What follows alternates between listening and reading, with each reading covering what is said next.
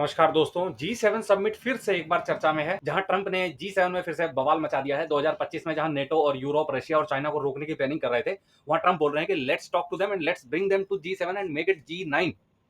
मतलब कमाल है। कुछ कुछ साल पहले क्रीमिया का इन्वेजन करने के आरोप में रशिया को इन्होंने बाहर निकाल दिया था G7 से, G8 से, और इसको G7 बना दिया था। मतलब अब मतलब साफ हो रहा है, मतलब ट्रंप अब G7 को G9 बनाने की बातें कर रहे हैं, और मतलब इवन चाइना भी उसमें इन्वाइटेड है। तो ये मतलब ना, ऐसे बयान जो है ट्रंप की ओर से, ये इंडिया का रास्ता बिल्कुल साफ कर रहे हैं कि उसको किसकी तरफ लीन होना है। इंडिया की फॉरेन पॉलिसी यूएस की तरफ क्या होनी चाहिए और रशिया की तरफ क्या होनी चाहिए। तो जितने भी वेस्ट के लीडर्स हैं वो एकदम शॉक में थे। मतलब ये क्या था, क्योंकि ये तो पूरी वेस्टर्न पॉलिसी के उल्टी दिशा में सब कुछ हो रहा है ना।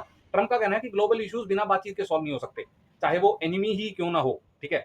तो अब सवाल ये है कि क्या ट्रंप वाकई जियोपॉलिटिक्स का नया गेम सेट कर रहे हैं, या फिर सिर्फ मीडिया का एक नया तमाशा दिखा रहे हैं। तो देखो, इंडिया के लिए ऐसा है कि अगर G7 का विस्तार होता है तो भारत के लिए नो डाउट अपॉर्चुनिटीज तो खुलेंगी, लेकिन बैलेंसिंग एक्ट को और भी ट्रिकी थोड़ा सा हो जाएगा। वो वाला मामला है ना, कि रशिया को और यूएस को कैसे मैनेज करना है। चाइना भी बीच में आ जाएगा।